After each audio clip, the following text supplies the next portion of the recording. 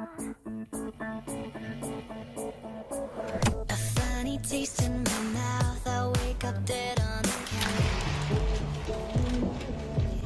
Vietnam, already ready. Untuk urusan diet, aku nggak pernah ambil khusus. Come on, bring the heat on. Let me know that it's on. Cup of Flame, Minuman serat dengan vitamin C, cukup 1 sachet 2 jam sebelum makan. 'Cause I wanna get my dirty freak on, alright. Makan apapun nggak takut gendut, ada Cup of Flame. Want you tonight. 'Cause I wanna get my dirty freak on, alright. Jaga berat badan, tanda cinta tubuh. Dok, kalau kita mau cinta tubuh kita, menyayangi tubuh kita, kata orang, makanlah sebanyak-banyaknya agar tidak lapar. Tidurlah, rebahan terus agar tidak kecapean. Ya, itu adalah bentuk menyayangi tubuh kita. Apa benar, Dok, itu, Dok? Ini pertanyaan pertama, Dok. Silakan. Baik, ya, memang topik ini diambil terkait dengan bulan Valentine ya. Jadi selain kita juga mencintai orang-orang sekitar kita, juga tubuh kita sendiri. Nah, kalau kita bicara mengenai mencintai tubuh, saya langsung share slide ya Pak ya, supaya Silakan, Dok. Silakan. lebih bisa menjelaskan. Nah, apakah slide-nya tampak, Pak? Saya jelas, Dok. Ya, jadi mencintai tubuh kita. Nah, ini apa sih sebetulnya kalau kita bicara dari segi ilmu gizi? Marilah kita melihat tren wanita bagaimana mencintai tubuhnya. Jadi wanita itu kalau kita lihat dari zaman ke zaman, mereka mencintai tubuh dengan menyesuaikan dengan tren malahan. Dari 1950, dari bentuknya yang berbentuk curve gitu ya. Terus di tahun 1960 ultra slim, sangat krempeng. Tahun 2000 kurus, atletis. 2010 dan ini berubah. Tetapi sebenarnya WHO itu mempunyai anjuran untuk bentuk tubuh yang sehat. Nah, ini kalau kita bicara mengenai perempuan. Oke. Kalau Baik. kita bicara laki-laki, ternyata juga mengikuti tren, Pak. Saya nggak Ada tahu nih trennya, Pak Dok. Gusal ikut tren apa enggak. Dari 1870 sampai 1990. Tapi sebenarnya WHO itu juga mempunyai anjuran untuk bentuk tubuh yang sehat, gitu Pak. Baik, Dok. Jadi ada standarnya rupanya dan ada modelnya, Dok, Ya, ya. Saya sebetulnya sepertinya tahun 1990, Dok. sebaiknya mengikuti WHO saja, Pak, karena itu lebih sehat. Baik. Nah, bentuk Baik, Dok. tubuh yang dianjurkan oleh WHO sebenarnya bisa kita lihat dari rumus yang dianjurkan, yaitu rumusnya berat badan dalam kilogram dibagi tinggi badan dalam meter kuadrat. Ini namanya indeks massa tubuh. Kalau bahasa Inggrisnya body mass index ya. Klasifikasinya yang disebut normal untuk orang Asia Pasifik termasuk Indonesia itu adalah skor 18,5 sampai 22,9. Nah, sebenarnya kalau menghitung ini terlalu complicated, sebenarnya di NutriHealth Indonesia websitenya itu juga punya rumus yang tinggal memasukkan berat badan dan tinggi badan nanti. Kalkulator IMT, Dok. Kalkulator Iya, IMT. kalkulator. Ya, jadi bisa langsung keluar angkanya. Nah, ini buat Saya kasih teman-teman di contoh, Dok. sini. Kalau saya boleh contoh dulu sebentar, Dok. Kalau berat saya Boleh. misalnya 74, berarti saya 74 per 1,74 ya. 1,74. Itu Ya. adalah 24, Dok, saya, Dok. Waduh, saya Wah, overweight masuk dok. di sini. Iya. 74 tinggi 174 274 dibagi 1,74 kuadrat. Iya, benar. Lu Jadi 20 dapatnya berapa, 24 Pak? 24. 24 Iya, 24,2. iya. Jadi masuk ke overweight. Waduh, Tetapi, berarti saya nggak tap- merasa overweight dok. Saya tapi begini, Pak. Kenapa tidak merasa overweight? Ada dua hal. Satu, karena di eh, Indonesia, overweight dan obesitas itu angkanya semakin meningkat. Ya, jadi untuk data di tahun 2018 sebelum pandemi ini itu sekitar 35% ke atas itu overweight obesitas. Jadi angkanya di atas 22,9 lebih ya. Nah, di Indonesia. sedangkan di Indonesia. Nah, bisa dibayangkan pada waktu pandemi begitu banyak orang yang mengurangi aktivitasnya itu semakin meningkat. Nah, itu yang pertama. Jadi Bapak melihat bahwa teman-temannya lebih gemuk, jadi merasa, oh saya tuh baik-baik aja. Tapi ada yang kedua, bahwa kalau eh, berat badan lebih atau masuk overweight atau masuk obesitas, itu boleh atau tidak dianggap overweight obesitas pada ibu hamil atau pada atlet. Karena pada atlet massa lemaknya itu sedikit, sedangkan massa ototnya itu besar. Jadi tidak dimasukkan dalam kriteria indeks massa tubuh berat badan overweight atau obesitas. Jadi nanti Bapak silakan ukur lemak untuk mengetahui apakah berat badannya itu bermasalah atau tidak. Oh, ada timbangan lemak kalau nggak salah dok ya, untuk Iya, menimbang lemak ada. kita. Bisa dengan timbangan lemak, bisa dengan apa namanya, kalau di pemeriksaan itu menggunakan elektroda yang pasang di tangan dan di kaki, periksanya berbaring, itu juga ada. Itu namanya bioimpedance analyzer untuk mengukur massa lemak tubuh. Jadi Dan kita mau tahu sebenarnya kita kegemukan ya, atau tidak dengan ya ukuran itu dok lemaknya ya. lebih atau tidak, ya itu bisa beli online juga kok timbangan. Oke, jadi saya merasa nih saya nggak gemuk nih. Oh saya otot melulu, indeks massa tubuh saya kok tinggi Ya, 24. Saya ukur dulu ya. deh massa lemak saya gitu dok ya. Massa lemaknya ukur dan ukur juga lingkar pinggang. Untuk laki-laki lingkar pinggang dianjurkan adalah di bawah 90 cm. Untuk perempuan di bawah 80 cm. Baik dok. Berat badan yang sehat itu seperti apa dok? Harusnya. Nah, kalau kita melihat berat badan yang sehat, itu adalah berat badan dengan indeks massa tubuh di batas normal ini, ya Pak. 18,5, Kenapa? 22,9 ya. Ya, kenapa demikian? Karena ternyata di luar angka ini, di luar angka berat badan normal atau kalau WHO menyebutnya healthy weight, itu adalah tidak healthy. Dari kurva ini kita bisa lihat. Ini kurvanya populasi orang barat, jadi mereka menggunakan indeks massa tubuh yang sedikit lebih berbeda atau sedikit lebih tinggi dari orang Indonesia.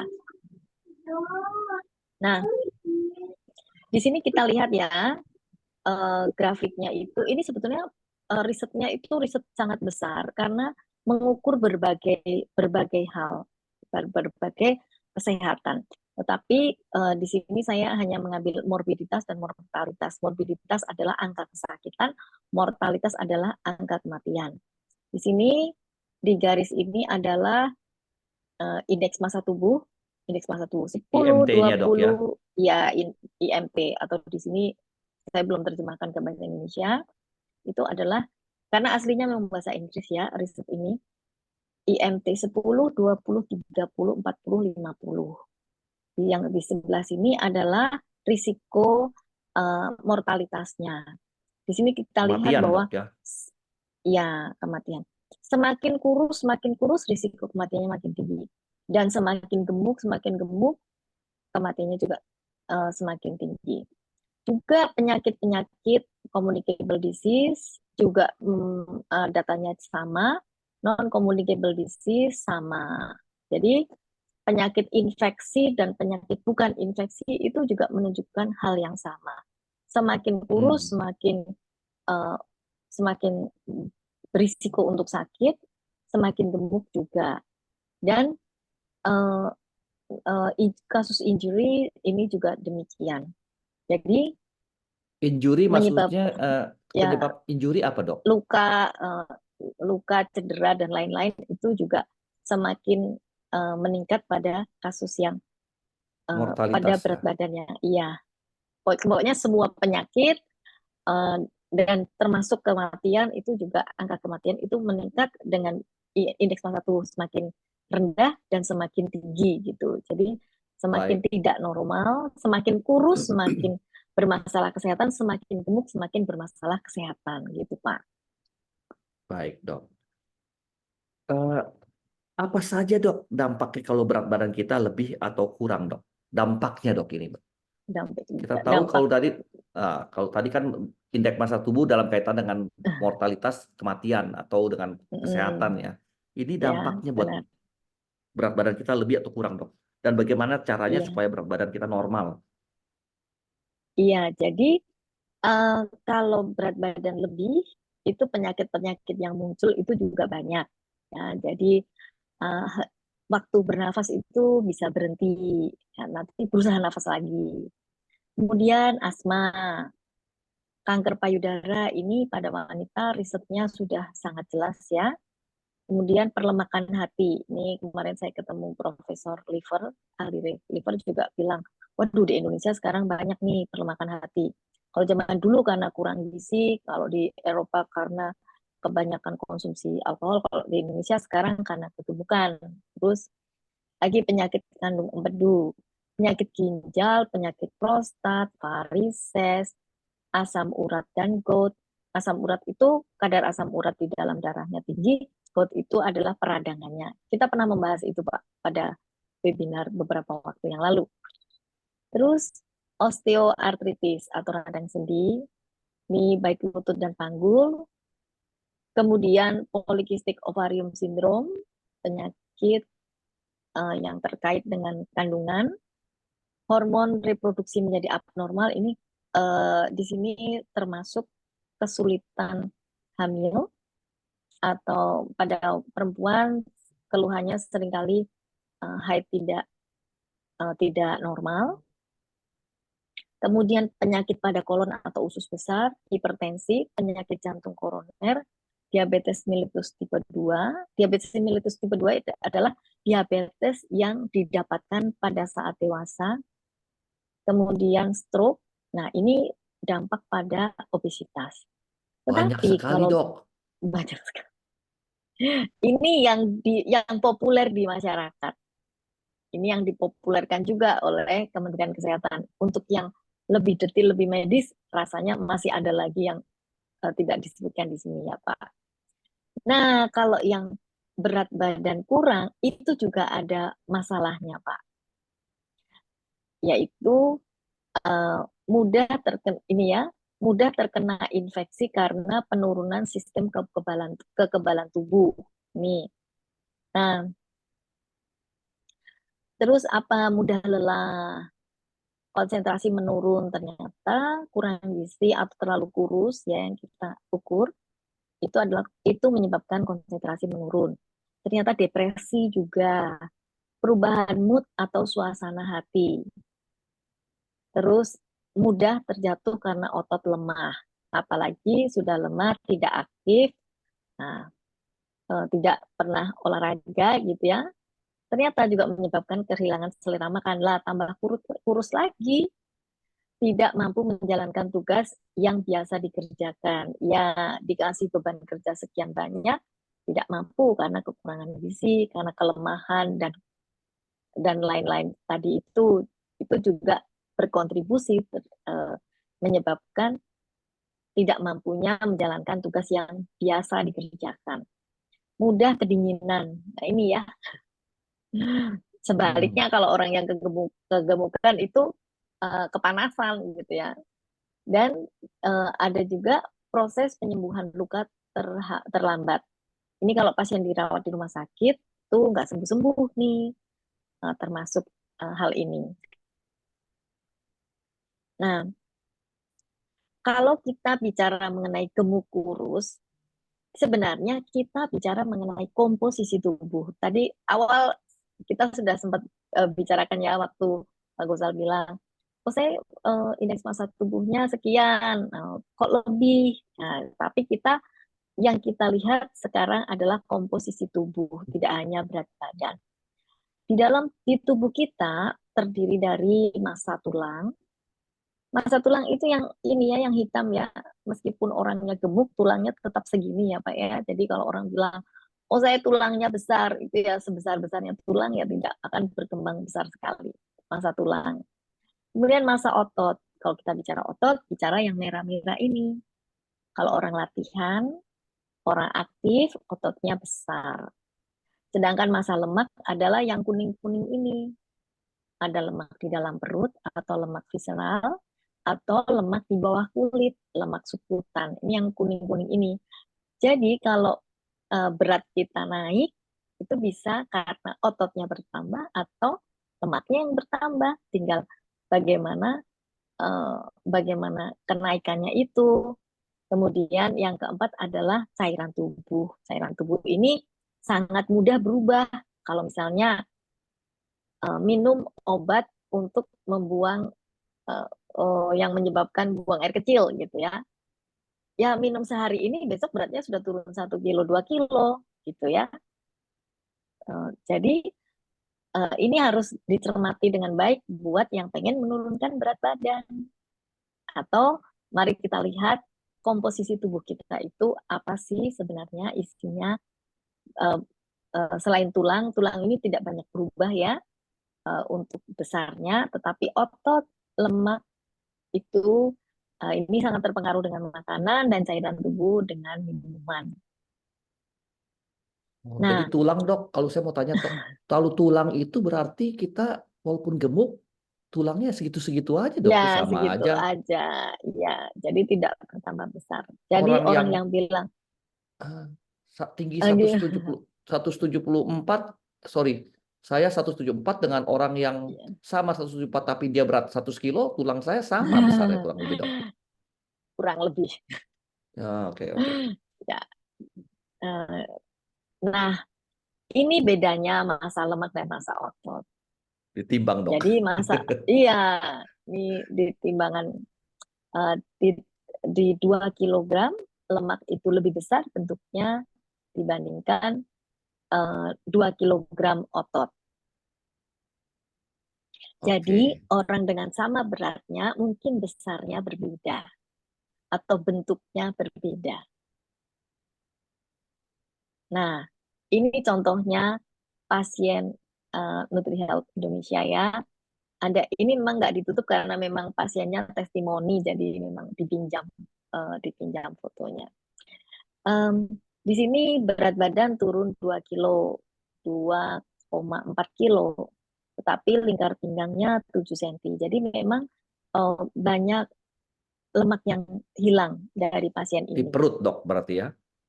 Ya, sebenarnya lemak di mana-mana, tetapi pada wanita itu penumpukan lemak ada di perut, ada di paha, dan ada di bokong ya. Ada di dada juga. Jadi sebenarnya karena si pasien juga rajin latihan dan ini ya, dan tidak makan banyak, jadi nggak ada penumpukan lemak yang berlebihan. Pasien lain juga begitu ya, lemaknya hilang, jadi bentuknya lebih ramping. Ada beberapa contoh ya di sini kelihatan ya. Kalau yang makin rajin olahraga, ototnya semakin besar dibanding lemaknya yang hilang, gitu ya Pak ya. Jadi bentuknya itu semakin semakin seperti yang diharapkan. Nah, jadi sebenarnya berat badan itu adalah gambaran dari kalori yang dikeluarkan dalam jangka panjang dan kalori yang masuk dalam jangka panjang. Makanya dalam jangka panjang tuh kalau kurus dalam waktu 2 minggu itu tidak bisa ya Pak ya. Beda sekali angkanya dengan kalau kita makan banyak, loh kok gula saya naik, misalnya sekian jam sesudahnya atau setelah makan banyak 1 minggu kemudian 1-2 hari kemudian kolesterolnya naik. Nah itu dalam waktu dekat. Tapi kalau berat badan itu waktunya lama, gitu Pak. Baik, Dok. Dokter sudah menerangkan itu apa itu berat badan, bagaimana di dalam kita ini bekerjanya seperti apa tubuh kita. Kembali ke makanan kita, Dok, sebenarnya semuanya ya. Dok, mau tanya, bagaimana pola makan yang sehat yang seharusnya kita miliki agar kita tidak terjadi seperti yang tadi dokter sampaikan? Iya, jadi makan sehat itu harus sesuai dengan kebutuhan tubuh kita. Jadi dan itu gampang sebenarnya karena pola makan gizi seimbang atau ini yang dianjurkan makan sehat ya. Itu kita makan 3 kali sehari, makan pagi, siang, malam, dan diantaranya ada selingan. Anjuran makan tiap 3 jam. Kalau pertanyaan, loh kalau makan 6 kali terus saya gemuk dong, tergantung berapa total kalori sehari yang dikonsumsi. Kalau dalam total kalori sehari sesuai dengan kebutuhan kita, ya artinya kita tidak akan menabung lemak gitu. Karena kalau kita sudah gemuk, untuk membongkar lemak harus olahraga. Tapi kalau untuk menjaga kesehatan, kita harus mendapatkan gizi sesuai dengan kebutuhan kita. Nah, contoh yang dianjurkan yang dimakan adalah seperti ini, seperti di piring ini. Sepertiga porsinya, adalah Dok, ya, karbo. ini porsinya ya. Ya, porsinya di sekali makan pagi, siang atau malam. Jadi karbo atau contohnya nasi gitu ya, itu sepertiga dari piring. Ini hitungan paling gampang dan anjuran paling mudah, anjuran paling aplikatif. Sayur sama banyaknya, lauk itu sepertiga, 1/6 piring atau setengahnya karbo, buah juga setengahnya sayur. Jadi makan lauk ya nggak perlu banyak-banyak gitu ya Pak ya. Saya berikan contoh kalau kita makan seperti ini.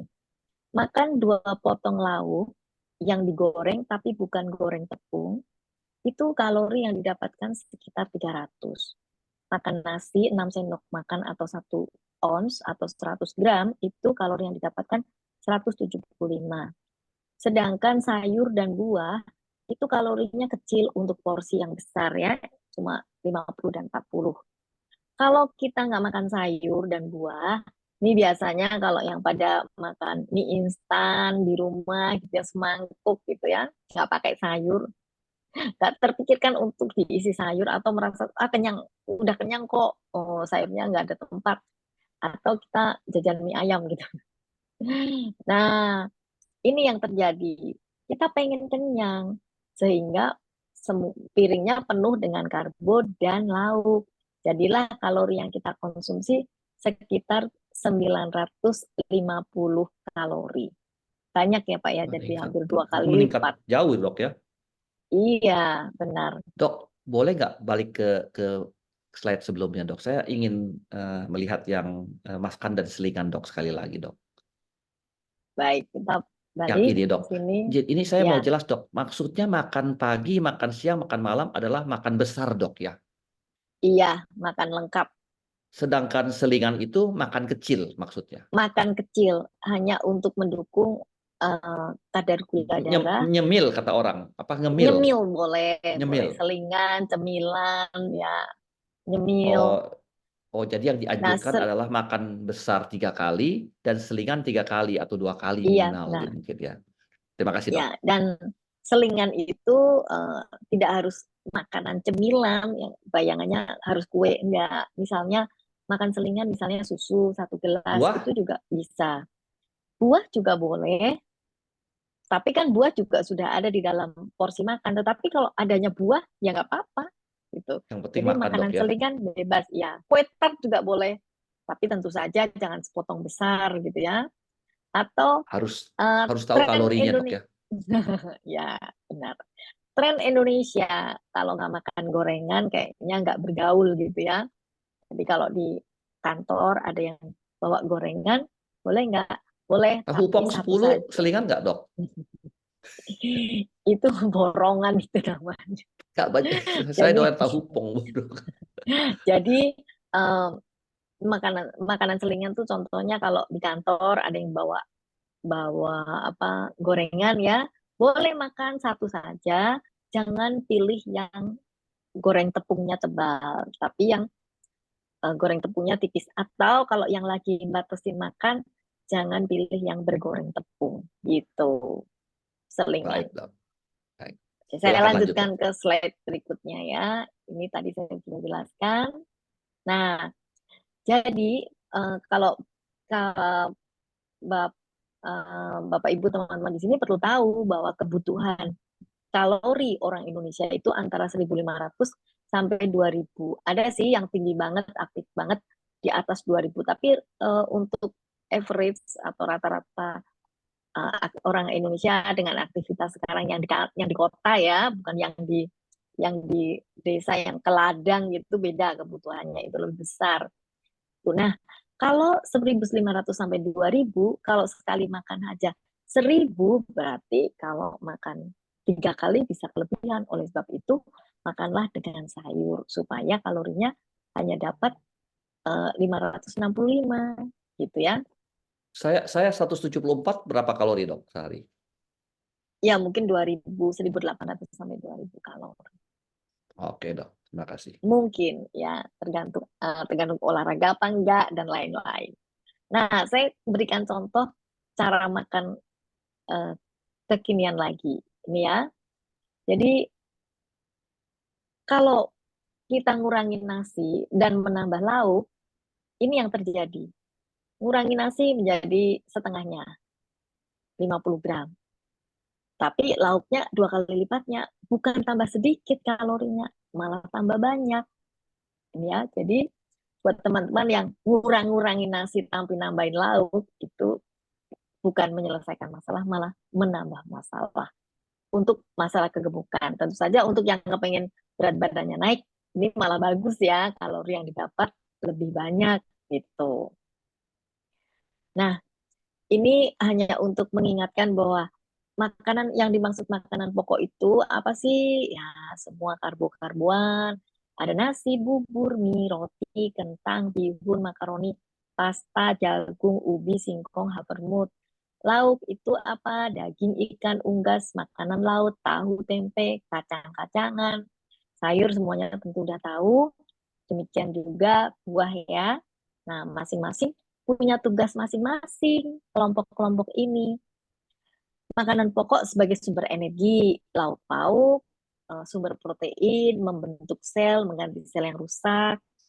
Kemudian sayur, sumber serat, vitamin, mineral. Buah, sumber serat, vitamin, mineral, tetapi juga sumber gula. Jadi konsumsilah sesuai dengan kebutuhan dan secukupnya saja.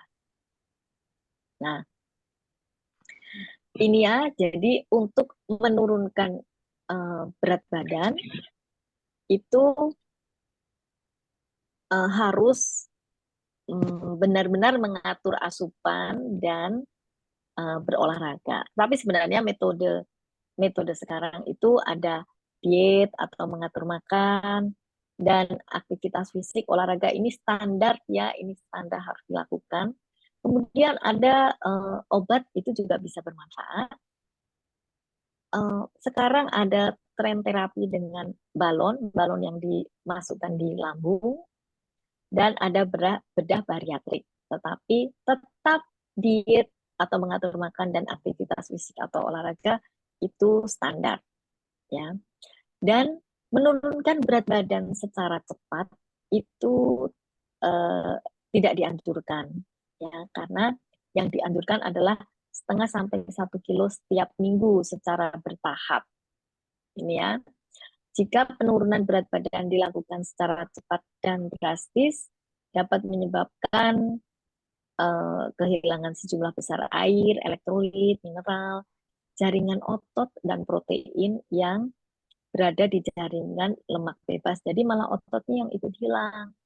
Hal ini berisiko terhadap terjadinya kelelahan, dehidrasi, terganggunya daya tahan, dan keseimbangan elektrolit, serta bisa terjadi aminore.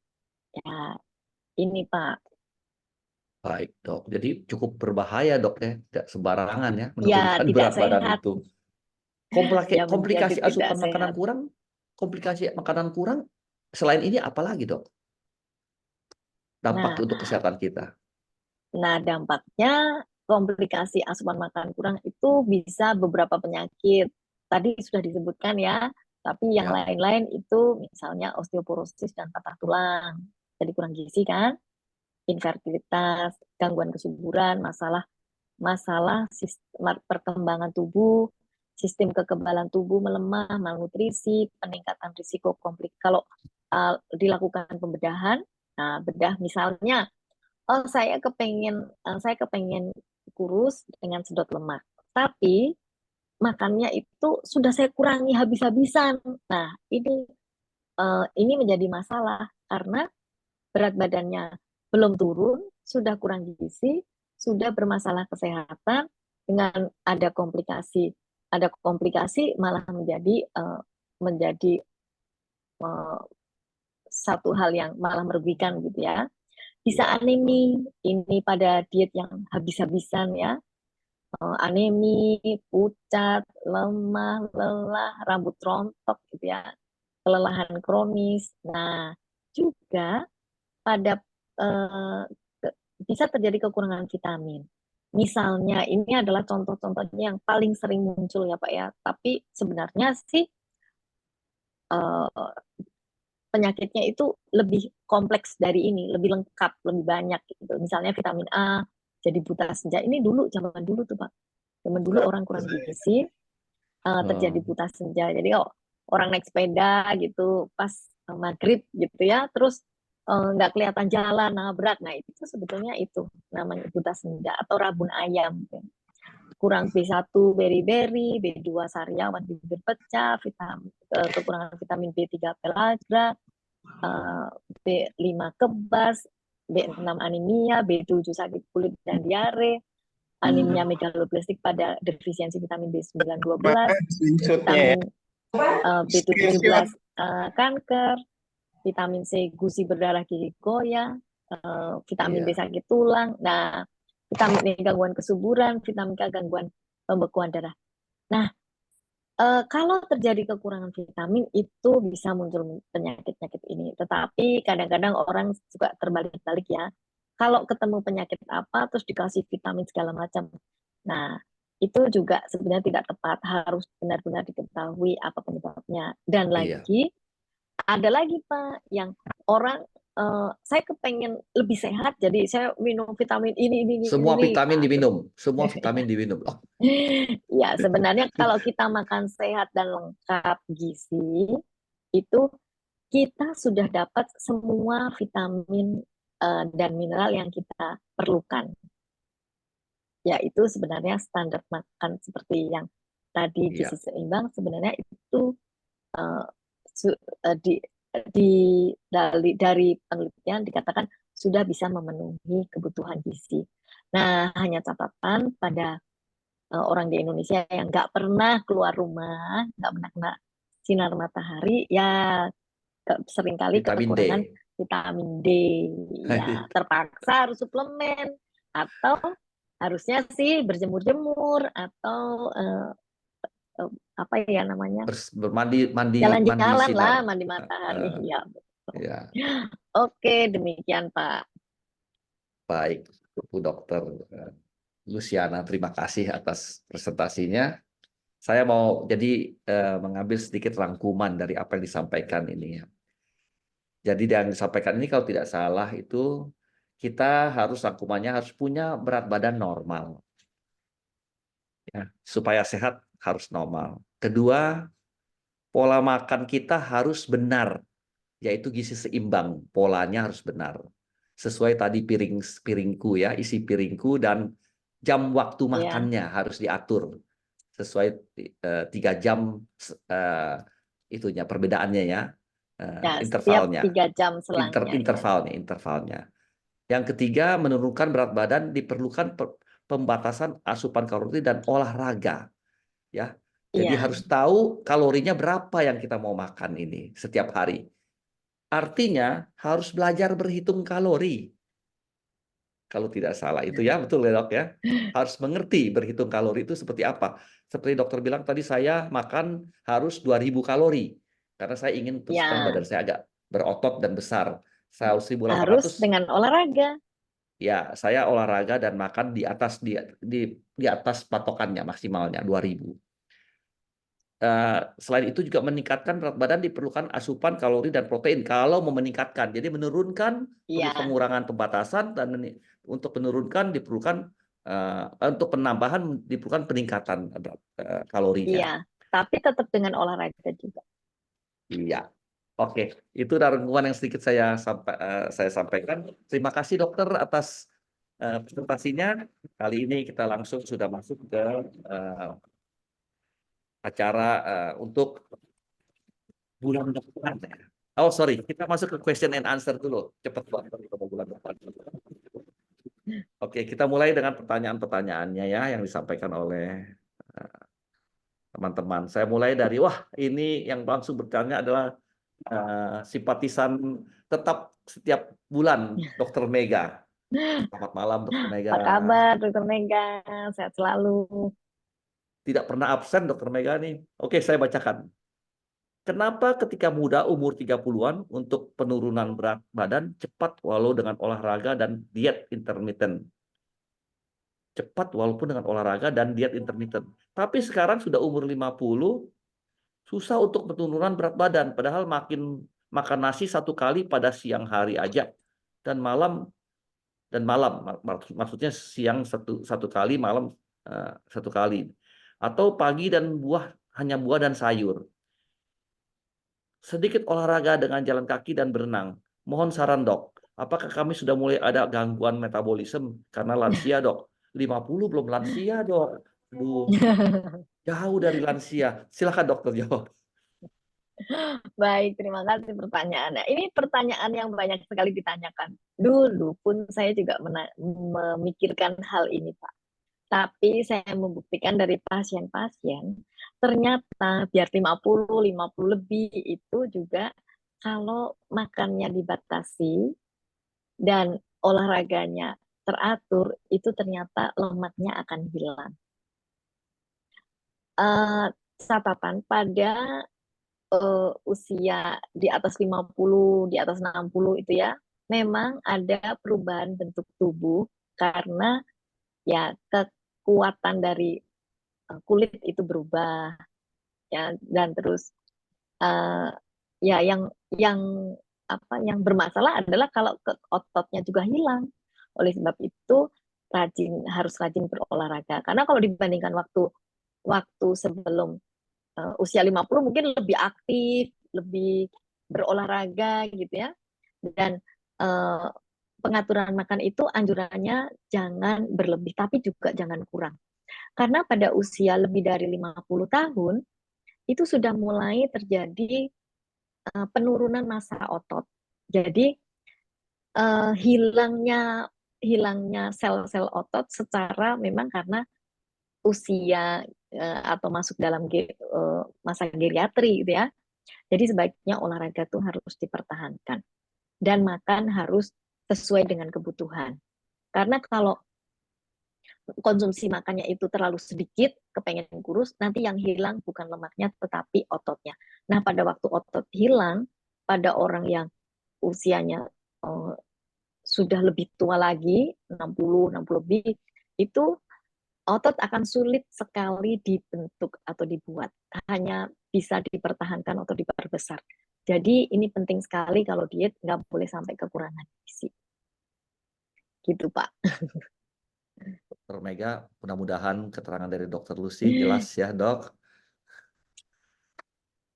Oke, saya lanjut ke pertanyaan nomor 2 dari Ibu Ellen Cahyadi. Saya bacakan langsung ya. Sering kita mendengar operasi bariatrik. Apakah setelah menjalani operasi bariatrik pasti membantu menjaga berat badan yang jauh lebih baik dan bagus bila dibandingkan dengan melakukan pola makan piringku, diet olahraga hidup sehat, Dok? Jika seseorang melakukan operasi tersebut, apakah ada efek samping yang terjadi di masa yang akan datang, Dok? Jadi ini membandingkan bariatrik dengan isi piringku, Dok. Diet isi piringku yang dokter sampaikan tadi. Dan apa efek sampingnya, Dok, kalau untuk bariatrik itu? Iya, bariatrik itu adalah apa hmm, tindakan Potong medis lambung. yang ya tindakan medis yang dilakukan sekarang ini, yaitu dengan memotong lambung, bisa mengecilkan, memotong, pokoknya diperkecil gitu lambungnya. Tujuannya adalah membatasi asupan makan, nggak kemana-mana juga. Nah, ini penting untuk orang yang memang saya sudah tidak bisa, saya nggak bisa membatasi makan deh, saya merasa tidak kenyang karena saya sudah terbiasa. Nah, inilah tempatnya dilakukan bariatrik. Tetapi operasi bariatrik itu bukan sesuatu yang seperti barang biasa dipotong terus udah kayak motong baju terus bisa dipakai, itu tidak semudah itu. Penyembuhannya itu perlu waktu, persiapan kesehatan sebelum operasi itu juga penting, dan setelah operasi itu tidak bisa langsung makan sedikit, enggak, malah justru setelah operasi itu makannya itu sangat-sangat sedikit karena rasa yang tidak nyaman, rasa sakit karena tindakan-tindakan tersebut. Jadi justru yang dikhawatirkan kurang gizi dalam jangka waktu sekian minggu sebelum bisa makan biasa. Nah, itu malah menjadi sangat tidak sehat gitu ya Pak ya. Jadi karena gizi yang diperlukan sehari-hari harus lengkap, sementara nggak bisa makan gitu. Nah, ini harus ada cara-cara makannya yang lebih detail lagi, lebih khusus lagi gitu Pak. Jadi gitu ya Bu Ellen ya. Jadi memang kalau untuk bariatrik ini bukan hal kecil ya, Dok ya, sudah hal besar ya. Ya, Harus ya, betul-betul disikapi dengan cermat dan konsultasi yang ya. betul-betul. Mm-mm. Kebetulan memang minggu lalu, berapa bulan yang lalu ya, kita ada Ya. menyampaikan webinar mengenai bariatrik. Dan kemungkinan besar memang nanti bulan April kita akan mengadakan lagi webinar mengenai bariatrik kembali. Jadi Bu Ya, Ellen bisa nutrisi mengikuti, bagi catat Bu nanti bariatrik. bulan April nanti Bu. Oke, Ya, Pak Gosal setahu saya juga sudah di-share di itu ya, di YouTube ya, iya untuk betul, yang ya untuk bariatrik ya. Kebetulan kita bariatrik. kerjasama dengan bariatrik komunitas ya, komunitas bariatrik ya, Bu Dokter ya. Ya, benar. Oke, saya ke pertanyaan berikutnya nomor 3 Bu, Bu Dokter, saya bacakan dari Puspo Aji. Bagaimana pola makan yang baik untuk menjaga berat badan tetap ideal dan tetap konsisten setiap harinya? Dan apakah ada anjuran seperti makan, porsi makan, serta aktivitas fisik seperti apa yang dapat dilakukan sehari-hari untuk pemenuhan kebutuhan sehari dan perhitungan kebutuhan setiap orang? Serta apakah ada pantangan untuk makanan yang dibatasi selama menjaga berat badan, Dok? Pertanyaan itu. Simple sebenarnya sudah ada tadi, Baik. Dok. Iya, sebenarnya tidak ada makanan yang dibatasi, tidak dilarang, tidak ada makanan yang dilarang. Bebas, Dok ya. Tetapi semua dimakan boleh, semua, tetapi tidak sekaligus dimakan semuanya. Berbagai makanan itu boleh dikonsumsi atau boleh dimakan. Misalnya karbonya mau mie, mau pasta itu boleh, mau kentang boleh. Tapi kalau kita bicara misalnya kentang goreng dengan kentang rebus dengan kentang bakar, itu pasti beda cerita kalorinya. Karena kentang goreng itu dipotong kecil-kecil, digoreng dengan minyak, jadi semuanya kesenggol minyak. Nah, ini akan menambah kalori yang masuk, misalnya seperti itu. Terus Masif, Dok ya. ya jadi banyak kalorinya. Nah, terus makannya seperti apa? Makanlah sehari 3 kali dan selingan sehari 2-3 kali. Khusus buat yang pengen makannya ketat, justru selingannya itu 3 kali dengan porsi makan yang lebih kecil, yang jumlah makan yang sedikit. Dan untuk yang diabetes, nah penting banget makan sehari 3 kali dengan selingan 3 kali. Dok, saya nyelip, Dok, bertanya. Saya tinggi 174, karbonya harus berapa banyak? Berapa gram saya, Dok? Berapa kalori saya? Sekali makan di makan besarnya, Dok. Makan utama, makan siang misalnya. Bisa antara paling sedikit adalah 100 gram, paling banyak adalah 200 gram, tergantung protein atau lauk yang dikonsumsi Satu kali makan, Dok, ya. sekali makan. Kalau lauknya mau 2-3 potong ya nasinya 100 gram saja. Baik. Pak, Baik. kayaknya saya mau minum sebentar. Silakan, Dok. Sembari dokter minum, saya mau berarti saya ini bisa makan 100 gram itu kurang lebih 5 sendok sampai 6 sendok ya, Dok, mungkin itu ya. Sendok makan biasa gitu ya. Karbonya ya itu berarti.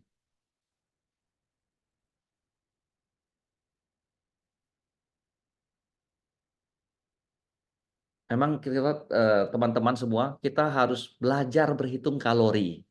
Karena makanan ternyata dari dokter boleh makan apa aja, tapi kita harus tahu kalorinya berapa. Karena kita tidak boleh kelebihan. Kalau kelebihan masuk ke dalam tubuh, disimpan dalam tubuh, jadi racun malah. Seperti itu kira-kira, Ya, Dok. nabung lemak, nanti nggak jadi turun berat badannya. Jadi benar tadi pertanyaan Pak Gogal, 100 gram itu kayak apa sih? Sekitar 6 sendok makan. Sendok makan biasa ya. Nah, itu Boleh teman-teman sudah sekitar tahu tuh. 6 sampai 12 sendok makan. Untuk tinggi di 170, lebih sedikit. Tapi kalau buat yang mungil-mungil, jangan coba-coba makan seperti itu ya, ibu-ibu. Nanti 4 beratnya sendok, naik. Dok. 4 sendok cukup ya makan. Mungkin ya 4 sampai 5 sendok, tergantung aktivitas. Kalau setelah makan malam, terus hanya ngobrol-ngobrol, scrolling-scrolling, duduk depan TV, depan komputer, ya mungkin 4 sendok makan cukup. Tapi kalau misalnya siang hari setelah makan masih harus beraktivitas, balik kantor, di kantor lagi pindahan ruangan, angkut-angkut, ya mungkin makan lebih banyak perlunya, karena kan lapar juga kalau beraktivitas fisik. Nah, atau yang setelah makan malam terus, oh saya nge-gym deh, nah ya itu butuh makannya lebih banyak, gitu Pak. Jadi disesuaikan dengan aktivitas sehari-hari. Ya, baik, Dok. Jadi kurang lebih Bu Puspo jelas ya mengenai porsi makan itu. Apa juga boleh makan kok. Yang penting harus tahu total kalorinya berapa. Itu intinya. Itu, nah, boleh saya tambahkan ya Pak ya? Silakan, Itu Dok. sebabnya kalau kita makan gizi seimbang, itu tidak perlu ada cheating day.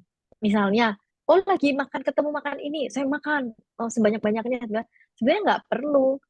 Setiap hari boleh makan mewah dan makan enak dan makan yang fancy-fancy itu boleh. Cuma perlunya adalah tahu kebutuhan kita.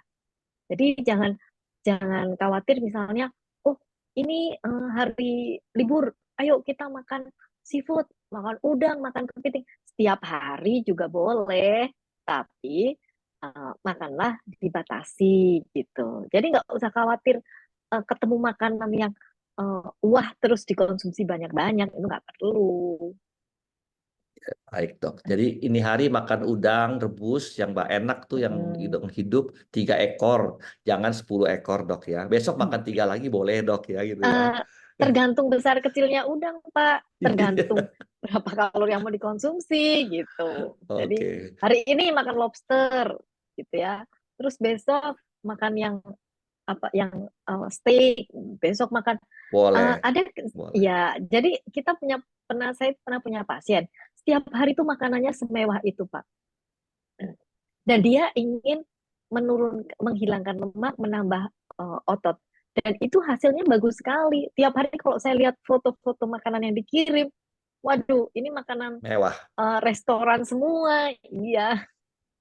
Oke, tapi dia tahu kalorinya berapa, Dok, tahu ukurannya, intinya itu. Ya, dan si pasien ini taat dengan rencana makan yang kita buatkan. Baik, Dok. Terima kasih. Saya lanjut ke pertanyaan nomor 4, Dok. Ibu Inge, bagaimana menghentikan kebiasaan ngemil di atas jam makan, Dok? Bagaimana menghentikan? Jangan dihentikan, Dok. Bu Inge. Dibatasi aja. Dibatasi ya. Coba silakan, Dok. Jadi ngemilnya apa di antara jam makan? Misalnya antara makan pagi sama makan siang. Untuk Bu Inge misalnya, Bu Inge nih di kantor sibuk, ya nggak bisa berhenti ngemil. Ya tetap saja nggak bisa ngemil ya, karena di kantor padat banget jadwalnya. Mungkin bisa minum susu 1 gelas atau 1 kotak gitu ya, karena di kantor kan susah udah repot bikin susu, nggak sempet, mungkin susu kotak. Terus nanti selingan sore mungkin eh, ada kroket, ada risol, ya boleh makan satu, misalnya seperti itu. Jadi nyemil itu dianjurkan di antara waktu makan. Baik, dok. Saya tadi pernah dibisik-bisikin oleh Bu Dokter. Kalau ngemil jangan lebih dari 150 kalori, katanya gitu. Betul, Bu Dok, ya? Ya, kalau Betul kan? kalau kalau makan di makanan itu ada tulisannya lebih bagus lagi. Jadi ketahuan, oh saya makan 150 kalori. Karena kalau kita makan cemilan 150 kalori, 3 kali makan saja udah 450 kalori. Kalau tadi Pak Gosal jatahnya boleh 2.000, sudah tinggal 1.500. Berarti sekali makan cuma 500 kalori. Lebih Ya, sedikit dari gambar tadi. saya kasih contoh Bu Dokter, ini Coco Flim coklat. Ini kalorinya 110 kalori. Masih bisa tambah lagi sedikit 40 kalori setelah tambah 1 gelas coklat Coco Ya, Flim mungkin Meal cukup ya. ya. Mungkin cukup 1 gelas itu untuk yang lagi batasin asupan kalorinya. Jadi itu maksudnya mau dibagi-bagi atau bagaimana Pak? Tadi udah Ini buat dipamer. saya nanti, dok. Habis acara sini saya mau minum ini untuk selingan, dok. Kan lapar habis ini, habis acara. Oke, setelah 3 jam. Oke, saya lanjut dengan pertanyaan, dok. Kalau nggak habis-habis. Dina Andiani, Ibu Dina Andiani. Pertanyaan ada 2, dok. 1, dok, bagaimana cara mengembalikan berat badan pada Ibu Bumil dan Bu Sui supaya bisa lebih self love? Nah, itu. Ya. Kedua, dok, bagaimana supaya bisa tetap konsisten menjalankan lifestyle yang baik supaya tubuh tetap sehat dan kulit menjadi berkilat. Waduh, glow up katanya. Glow up. Silakan. Baik. Jadi ibu hamil itu nomor 1 ya, ibu hamil, dan nomor 2 tetap konsisten. Ya, ibu hamil itu kenaikan berat badannya ada batasannya. Jadi 3 bulan pertama beratnya tidak lebih dari 1 sampai 2 kilo. Kalau yang gemuk nggak boleh lebih dari 1 kilo, gitu ya. Itu sudah ada aturannya. Kemudian untuk trimester 2 dan 3 ada anjuran peningkatan berat badannya. Karena kalau itu berlebihan, bayi yang dilahirkan itu sekitar 3-4 kilo, 3,5 kilo, itu udah cukup besar ya. Tapi kalau berat badan ibunya naiknya 20 kilo, berarti sisanya itu punyanya ibunya, nanti nuruninnya setengah mati itu. Atau tengah-tengah hamil banyak komplikasi yang bisa timbul kalau berat badan naiknya terlalu cepat. Kemudian ibu menyusui. Ibu menyusui harus makan cukup supaya ASI bisa dibuat dengan baik. Tapi jangan lupa ibu menyusui suka lupa minum. Karena membuat ASI adalah dari air. Jadi minum harus cukup banyak, harus sangat banyak supaya ASI bisa diproduksi dan makan tidak berlebihan. Yang pertanyaan kedua, bagaimana bisa tetap konsisten menjalankan lifestyle?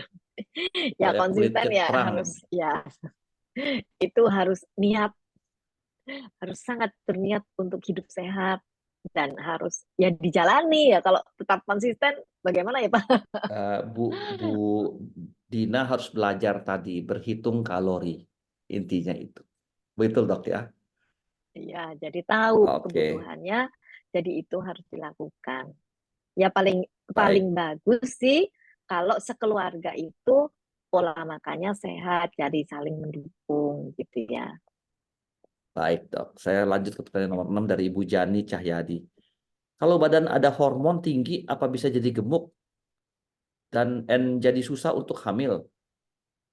Apakah kalau badan ada hormon tinggi, apa bisa jadi gemuk dan jadi susah untuk hamil? Pertanyaan itu, dok.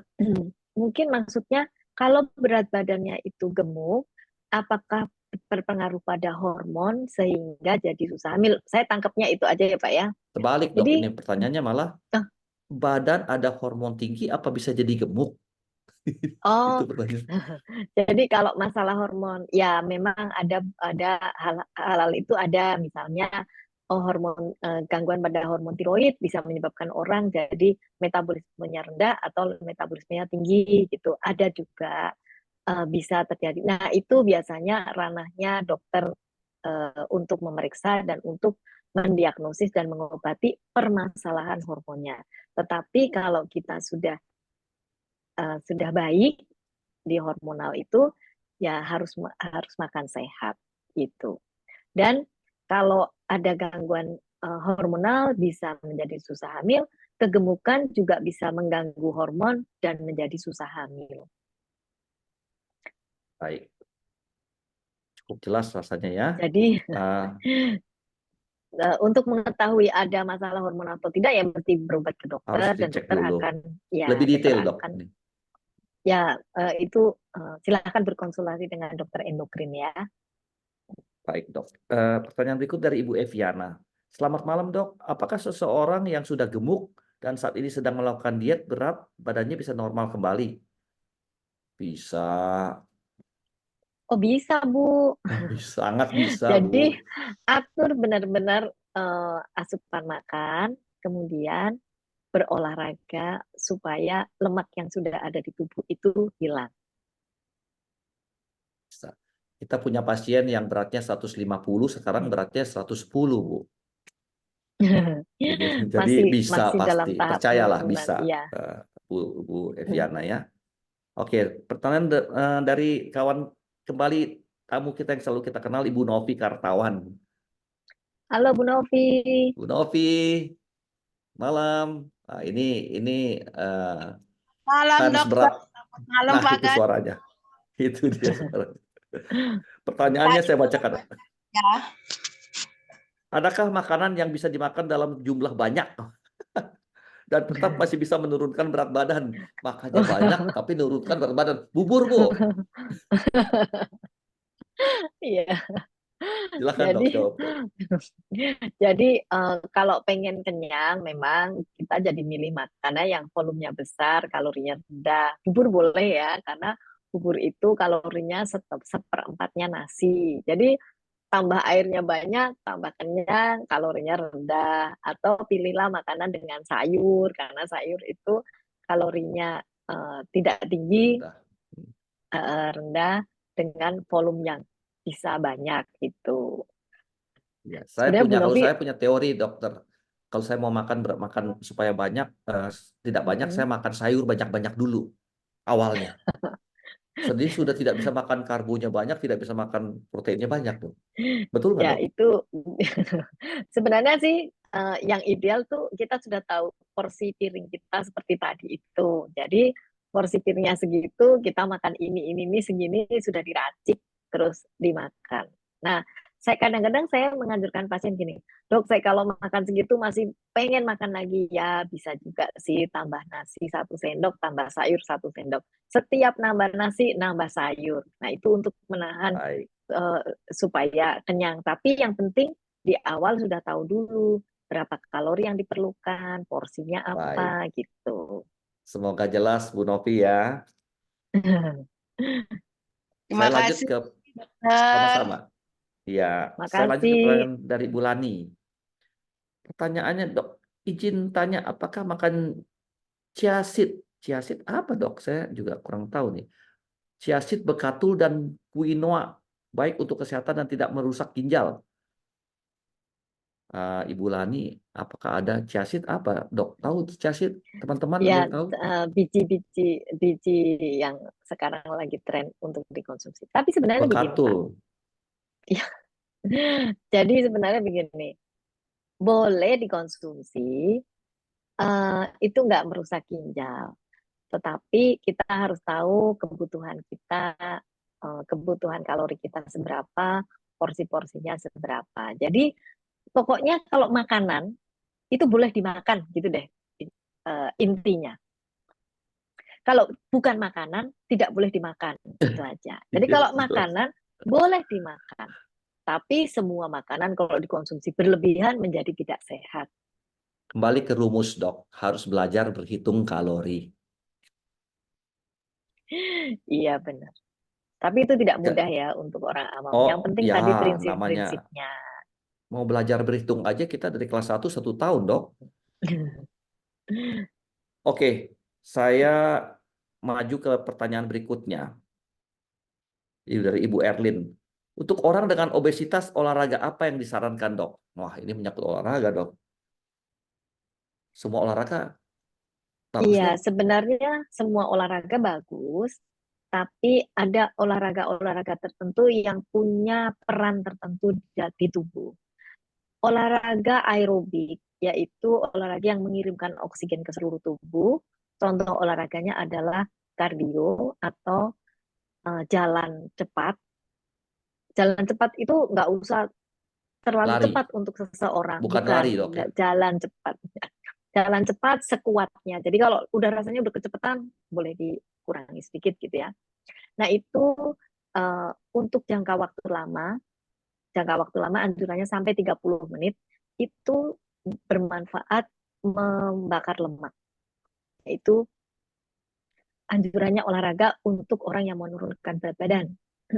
Nah, kalau untuk olahraga-olahraga pembentukan, misalnya angkat beban, kalau sekarang ada yang uh, HIIT gitu ya, untuk push up gitu ya, itu membentuk otot. Nah, membentuk otot ini sangat baik untuk yang menurunkan berat badan, tapi harus hati-hati karena olahraga yang membentuk otot itu menyebabkan lapar sesudah olahraga. Jadi ini harus dibatasi juga, misalnya seminggu 2 kali saja cukup. Nah ini cocok untuk orang yang ingin menaikkan berat badan, makanya banyak olahraga pembentukan otot gitu ya. Jadi olahraganya beda-beda. Ada lagi kelompok olahraga untuk stretching, misalnya yoga gitu ya. Itu baik, ya baik. Semua olahraga dilakukan juga baik. Tapi tentu saja kita memilih olahraga sesuai dengan kebutuhan kita. Semoga ini Baik, Dok. menjawab pertanyaan Bu Erlin ya. Kalau tidak salah, jadi berarti olahraga aerobik Olahraganya yang jalan, sangat baik untuk ya, menurunkan untuk berat membuang badan. lemak.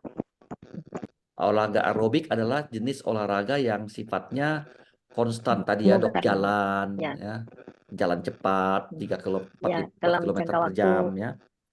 Mudah panjang. sekali, Dok, Ya, ya. Gampang, ya, jalan kaki doang 4 kilometer. ya. Oke, pertanyaan berikutnya, Dok.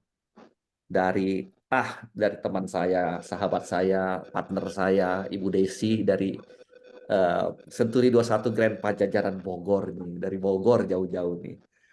Oke, Bu Desi. Mungkin Bu Desi bacakan aja pertanyaannya, Bu Desi langsung. Malam dok, Selamat malam Bu Dengan- Desi. waduh, terima kasih Senang sehat semua. sekali bisa join di sini. Iya dok, aduh, ini bener nggak dok? Kalau yang dinamakan usus itu kalau panjang isinya mesti banyak. Itu yang pertama. Tapi kondisi saya langsung ke pribadi. Saya rasanya kalau minum air saja kok jadi vitamin dok. Karena saya minimal 2,5 liter sehari. Lalu saya ini kerja udah di lapangan. Makan pagi ya 1 potong roti, terus minum nggak usah pakai susu. Kalau siang saya standar dok makannya. Kalau dibilang Bapak Gosal tadi beberapa sendok makan, nasi, kemudian sayurnya, saya lengkap lah paketnya ikan dan daging, kadang dengan buah gitu dok. Terus saya konsumsi vitamin setidaknya C, D, E. Nah, itu di combine sekali sehari. Tapi kok badannya enggak turun ya, Dok? Saya mesti kerja keras apa lagi ya, Dok? Terus saya bagaimana sempatnya untuk menghitung kalori itu, Dok? Kan namanya juga habis itu kemas-kemas omprengan terus berangkat kerja gitu, Dok. Gimana, Dok? Terima kasih ya, Dok. Makasih Terima Bu kasih Desi. Pak Padahal, Gosal. padahal Ya. Ibu Desi ini orang aktif di lapangan loh, nonstop Iya, muter-muter Iya. terus loh. Silakan, Dok. aduh, terima kasih Dok. Iya benar. Pertama, kalau kita belum hitung kalori sehari-hari, belum bisa menjawab apakah cukup, lebih, atau kurang. Itu yang pertama, Bu. Jadi, sebaiknya memang punya rencana makan yang baik atau meal plan ya. Di situ di meal plan itu dijelaskan makan pagi sekian kalori, pilihannya ini. Karena pilihan itu menyangkut komposisi karbohidrat, protein, sayur, dan buah. Makan siang, makan malam, selingan, sebaiknya sekian kalori saja. Kemudian aktivitas fisik kita juga bisa bantu hitung. Jadi sehari itu berapa jam sih berdiri berjalannya? Karena kalau bekerja tetapi misalnya dokter itu kan juga kerjaannya misal sesore praktek gitu ya. Tapi yang dilakukan adalah duduk, berdiri periksa pasien, duduk lagi, berdiri lagi periksa pasien, duduk lagi. Nah, itu ternyata tidak banyak kalori yang dikeluarkan. Jadi, ini mesti kita evaluasi lagi. Nanti Bu Desi, kapan-kapan kita buatkan meal plan ya. Gitu ya Betul, Pak Dok. ya. Iya, baik, Dok. Makasih banyak, Dok. Pak Dan Gosal, sangat makasih, baik Pak. kalau Panjang sangat harus sama baik. Dokter Lucy. Iya. Nanti Sangat baik setelah kalau dievaluasi setiap hari ya karena di programnya NutriHealth Indonesia itu kita pantau asupan tiap hari. Jadi Bu Desi mengirimkan data makanan yang dikonsumsi baru kita hitung. Oh. Nah, ya jadi kita bisa tahu jelas karena ini pasien yang baru berjalan ini ada yang begitu.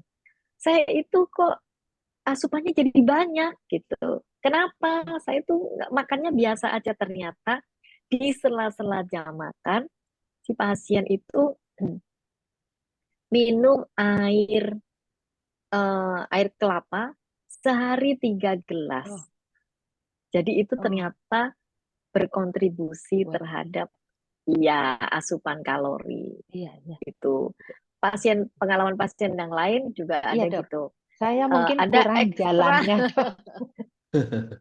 nanti Ada kita ekstra yang nanti Bu Dokter sebetulnya bisa di kita skip. bikin riset untuk Bu Desi khusus. Bener nggak nih apa dia makan sudah Baik, sesuai nanti nggak? kita evaluasi Oke. ya Bu. Baik, terima kasih Dokter. Iya. Kasih pertanyaan Baik, Bu Dok. Desi. Terima kasih, Pak Gosal. Makasih. Terima Selamat kasih malam. juga Bu. Iya. Kita sampai pada pertanyaan terakhir dari Ibu Melani Natalia. Aduh, ini Ibu Melani kayaknya kenal juga nih. Oke, saya bacakan. Bagaimana cara mengukur jumlah kalori yang kita makan, Dok? Bagaimana cara menghitung kalori kita makan? Apakah ada aplikasi yang bisa disarankan yang praktis tinggal input? Wah, ini cari yang instan. Coba, Dok, jawabannya. Jadi sebenarnya kalori yang kita makan itu ada 2 cara perhitungan.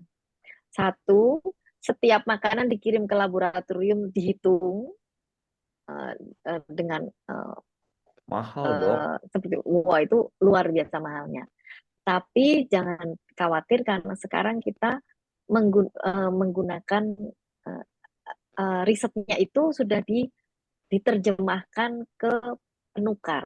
Jadi Tabel. sekian bisa tabel, bisa aplikasi.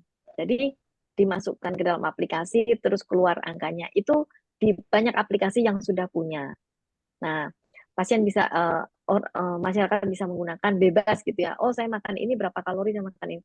Masalahnya kadang-kadang beda antara persepsinya orang awam dengan dokter gizi atau ahli gizi, karena dokter gizi dan ahli gizi itu memasukkan datanya, makanannya, terus kita evaluasi, oh di makanan ini ada ininya gitu ya Pak ya. Nah, sedangkan awam kalau ini nasi goreng, dia masukkan nasi, terus dia masukkan minyak, udah, padahal dan lain-lainnya tuh ada, misalnya seperti itu, bumbu-bumbu lain kita itu seperti itu. Tapi bisa lah dipakai dengan aplikasi yang biasa. Atau biasanya di puskesmas atau di rumah sakit itu punya lembar penukar tabel yang tadi Bapak bilang. Itu sangat memudahkan dan itu sangat sederhana. Bisa minta sama kita, Dok, itu kayak sepertinya kita punya, Dok. Bisa juga minta ke NutriHealth, nanti langsung WA saja nanti dikirim tabelnya. Baik, Dok. Terima kasih Baik, atas Pak. keterangannya. Sudah sampai pada penghujung question and answer, sudah selesai Dok. Terima kasih atas semua jawaban-jawaban yang dari pertanyaan-pertanyaan disampaikan Iya. teman-teman Terima semuanya. kasih, semoga Terima kasih. bermanfaat. Oke, saya mau mengingatkan kepada teman-teman bahwa acara kita ini biasanya kita adakan 1 bulan 1 kali. Tapi kebetulan per bulan depan kita bulan Maret ini kan bulan puasa dan juga dengan kesibukan kita terpaksa untuk bulan Maret kita tidak ditiadakan. Jadi maaf, saya minta maaf di awal-awal dulu ini. Sebagai gantinya kita akan undur ke bulan April tanggal 26 hari Jumat. Nah, temanya ini adalah perlukah suplemen protein? Suplemen protein ini banyak orang suka makan. Apakah kita perlu? Itu banyak dari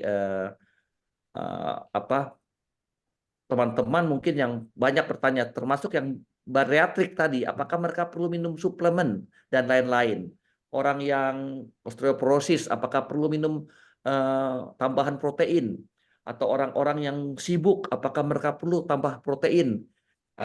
Nanti itu di webinar kita hari Jumat tanggal 26 April akan kita bahas mengenai ini. Mudah-mudahan semuanya bisa hadir kembali untuk mendengarkan.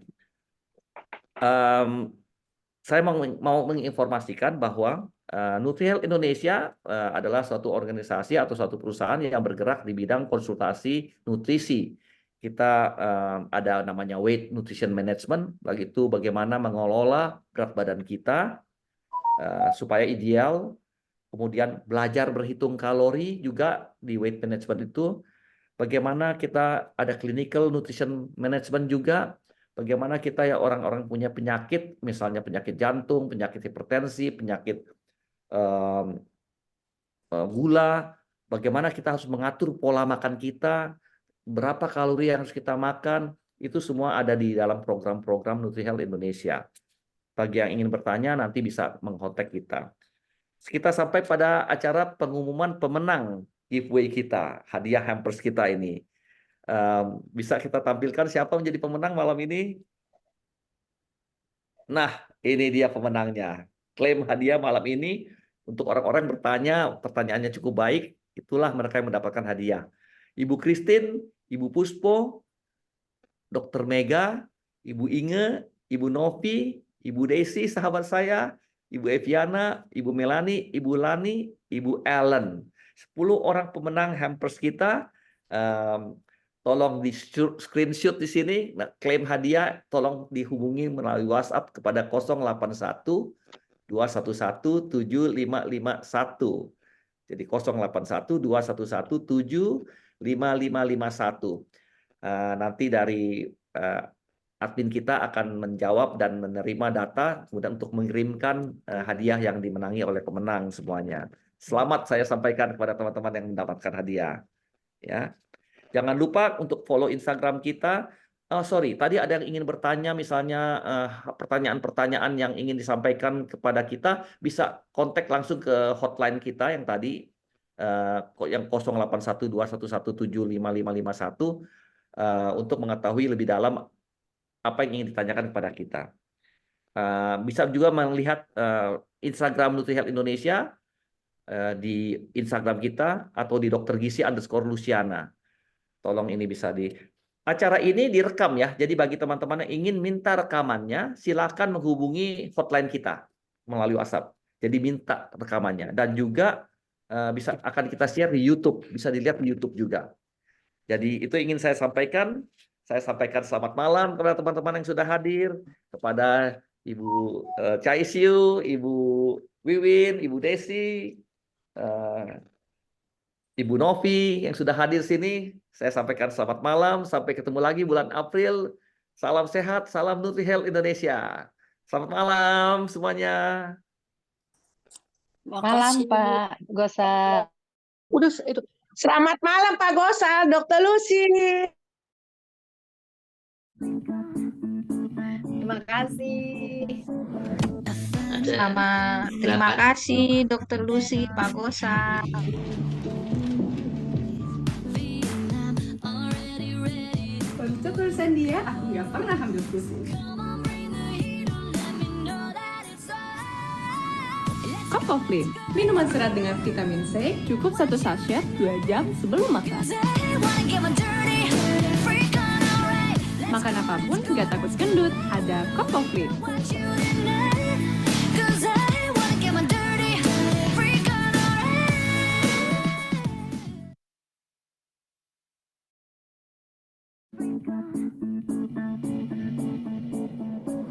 A funny taste in my mouth. I wake up dead on the couch. Vietnam, already ready. Untuk urusan dia, aku nggak pernah ambil pusing. Come on, bring the heat on. Let me know that it's alright. Kopoflin, minuman serat dengan vitamin C, cukup 1 sachet 2 jam sebelum makan. They wanna get my dirty freak on, alright. Makan apapun nggak takut gendut, ada Kopoflin. Want you tonight,